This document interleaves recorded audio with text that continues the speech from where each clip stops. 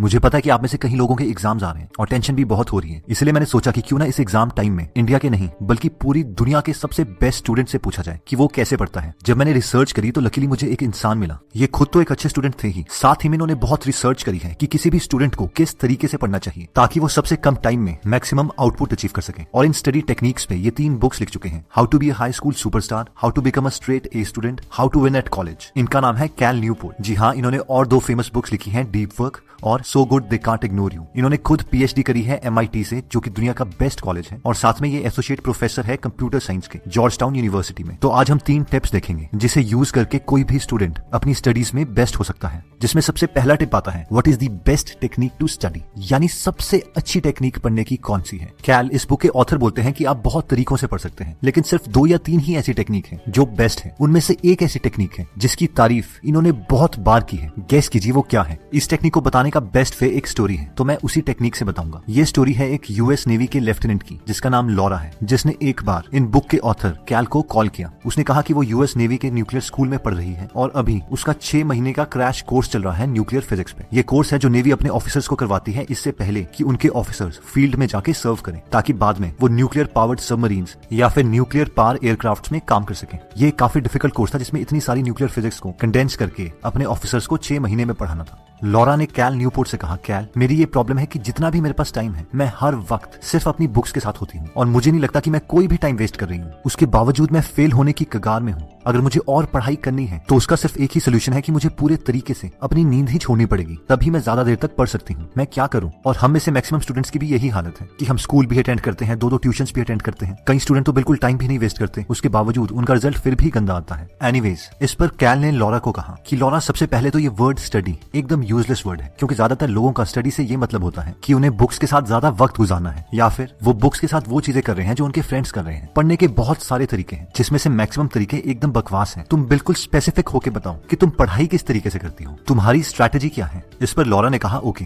मैं बताती हूँ। हमारे नेवी स्कूल वाले हमें टॉपिक वाइज नोट्स देते हैं और साथ में टॉपिक वाइज क्वेश्चंस होते हैं जो कि स्कूल में ही हम लेक्चर के वक्त भर लेते हैं। जैसे ही मैं रूम में पहुंचती हूँ, सबसे पहले मैं उन सारे नोट्स को दोबारा से लिखती हूँ और जब तक मुझे नींद नहीं आती मैं उन्हें बार बार पढ़ती रहती हूँ। इन सब के बावजूद मेरे अच्छे मार्क्स नहीं आ रहे हैं। और जैसे ही लॉरा ने ये कहने के बजाय कि मैं पढ़ाई करती हूँ अपना पूरा प्रोसेस बताया, उसे खुद अजीब सा लगा और उसने कहा, हाँ हो सकता है ये बार बार पढ़ने का तरीका ही अच्छा ना हो, लेकिन फिर सही तरीका क्या है। इस पर कैल ने कहा कि हाँ, मैं आज तुम्हें पढ़ने का सबसे बेस्ट तरीका बताऊंगा जो मैंने ग्रेजुएशन, पोस्ट ग्रेजुएशन और डॉक्टरेट में यूज किया था, इवन जब मैं MIT में भी था। और जब मैं अपनी सेकंड बुक लिख रहा था उस वक्त अपने कंट्री के सारे टॉपर्स के सर्वेज में मैंने इसी पैटर्न को पाया। और वो टेक्निक है कि आपको इस आदमी को कॉपी करना है। अब आप बोलेंगे सर ये तो पढ़ा रहे हैं, तो हाँ आपको भी ऐसा ही करना है। इसे कैल न्यूपोर्ट एक्टिव रिकॉल बोलते हैं, जिसमें 3 चीजें की जाती हैं। 1, आप प्रिटेंड करते हो कि आप किसी को पढ़ा रहे हो और जोर से बोल के पढ़ाते हो, ना कि मन के अंदर। 2, आप पूरे सेंटेंसेस यूज करते हो जैसे कि एक लेक्चरर क्लासरूम में करता है, यानी आपको आधे सेंटेंसेस नहीं बोलने हैं, आप पूरा पैराग्राफ जितनी ज्यादा डिटेल में हो सके उस तरीके से आप एक्सप्लेन करोगे। 3, आप अपने नोट्स को नहीं देख रहे होंगे, उस टाइम आपकी सारी बुक्स बंद होंगी। अगर हम इस स्ट्रैटेजी को लॉरा की स्ट्रैटेजी के साथ कंपेयर करें तो वो बार बार अपने को मटेरियल के साथ सिर्फ एक्सपोज करवा रही थी, उन्हें बार बार पढ़ रही थी, और इसे कैल न्यूपोर्ट पैसिव रिकॉल बोलते हैं। अगर आप बार बार अपने नोट्स को लिखते हैं या मन के अंदर पढ़ते हैं या फिर चीजों को हाईलाइट करते हैं तो कैल न्यूपोर्ट बोलते हैं कि ये सबसे बकवास तरीके हैं पढ़ने के और ये सारे तरीके बहुत इनएफिशिएंट हैं।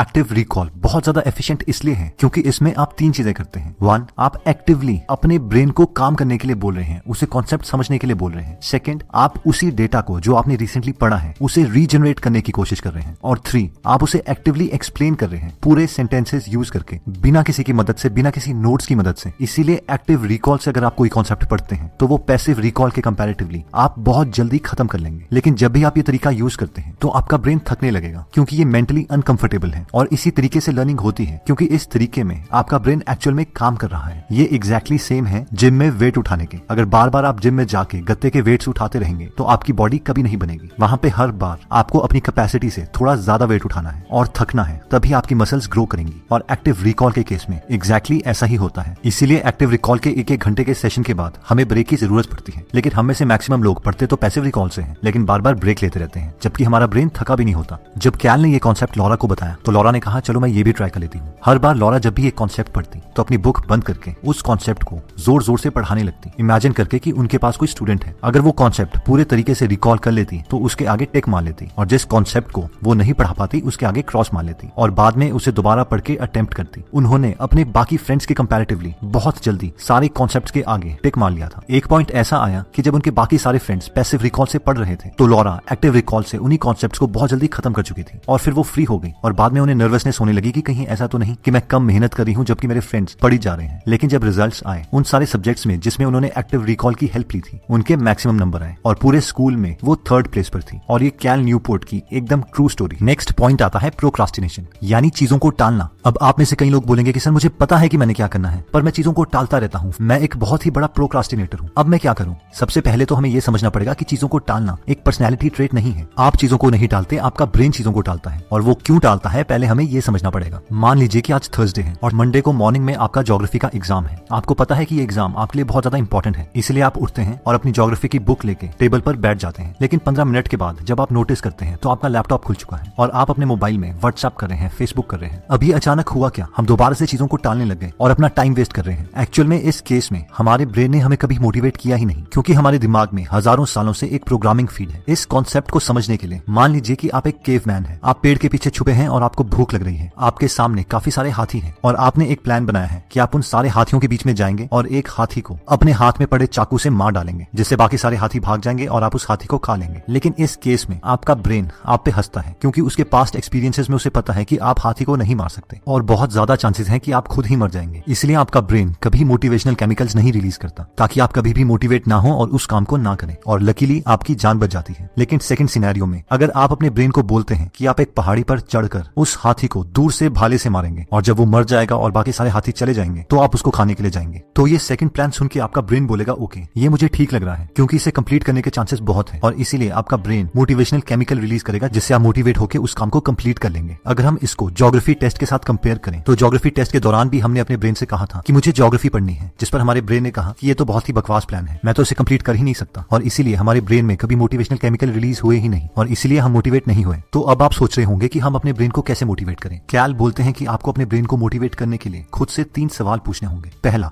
मैं किस तरीके से पढ़ूंगा। दूसरा, मैं कितनी देर तक पढ़ूंगा। और तीसरा, मुझे कैसे पता जिस तरीके से मैं पढ़ रहा हूँ वो ठीक भी है या नहीं। इन 3 सवालों में से 2 सवालों के आंसर्स तो आपको ऑलरेडी पता है। पहला सवाल, मैं किस तरीके से पढ़ूंगा, तो आपको अपने ब्रेन को बताना है कि आप एक्टिव रिकॉल से पढ़ेंगे यानी नोट्स बंद कर जोर से बोलकर कॉन्सेप्ट्स को एक्सप्लेन करते हुए और पूरे सेंटेंसेस यूज करने हैं। थर्ड क्वेश्चन था कि आपको कैसे पता जिस तरीके से आप पढ़ रहे हैं वो ठीक भी है या नहीं। सबसे पहले आप खुद को बोल सकते हैं कि आप सिर्फ 1 घंटा पढ़ेंगे क्योंकि वैसे भी एक्टिव रिकॉल से 1 घंटा पढ़ाई के बाद आप थक जाएंगे। अगर फिर भी आपका ब्रेन आपको मोटिवेट नहीं करता तो आप खुद को बोल सकते हैं कि चलो मैं आधे घंटे पढ़कर देखता हूँ यानी सिर्फ 7:30 से 8 o'clock। अगर फिर भी आपका ब्रेन आपको मोटिवेट नहीं कर रहा है तो आप अपने को बोल सकते हो कि आप सिर्फ 10 मिनट तक पढ़ोगे, 8 बजे से 8:10 तक। और एक बार आप 10-10 मिनट के 2-3 एक्टिव रिकॉल के सेशंस कर लेते हैं तो आपके टालने की आदत खत्म होने लगेगी और एक मोमेंटम बिल्ड हो जाएगा। नेक्स्ट पॉइंट आता है कब पढ़ें, कहां पढ़ें और कितनी देर तक पढ़ें। तो इसका आंसर है कि जब भी आप सो के उठते हैं, चाहे सुबह 6 बजे या रात के 12 बजे, उसके बाद पढ़ें क्योंकि इस वक्त माइंड सबसे एक्टिव स्टेट में होता है। नेक्स्ट आता है कहां पढ़ें, आइसोलेशन में, अपने दोस्तों से दूर, अपने फैमिली से दूर, जितना पॉसिबल हो सके अकेले ही पढ़ें। फाइनली सवाल आता है कितनी देर तक। तो कैल रेकमेंड करते हैं कि 1 घंटे के बाद आप ब्रेक ले लें क्योंकि अगर 1 घंटे तक आप एक्टिव रिकॉल करते हैं तो आपका ब्रेन थोड़ा थक जाएगा। तो दोस्तों इस वीडियो में हमने 3 चीजें देखी। पहला था कि बेस्ट टेक्निक पढ़ने की एक्टिव रिकॉल है जिसमें हम बुक को बंद करते हैं और प्रिटेंड करते हैं कि हमारे पास कोई है और उसे हम पूरे सेंटेंसेस यूज करके उस कॉन्सेप्ट को एक्सप्लेन करते हैं। सेकंड आता है प्रोक्रास्टिनेशन यानी चीजों को टालने की आदत। इसमें हम अपने से 3 सवाल पूछते हैं कि मुझे किस तरीके से पढ़ना है, जिसका आंसर है एक्टिव रिकॉल। कितनी देर तक पढ़ना है यह आपको खुद डिसाइड करना पड़ेगा और क्या मैं जिस तरीके से पढ़ाई कर रहा हूँ वो ठीक भी है या नहीं। तो कैल के according active recall best technique है। और फाइनली आता था कि कब पढ़े, कहां पढ़े और कितनी देर तक पढ़े। तो इसका आंसर है जैसे ही आप उठें तब पढ़ें, बिल्कुल अकेले होकर पढ़ें और 1 घंटे के बाद जरूर ब्रेक ले लें।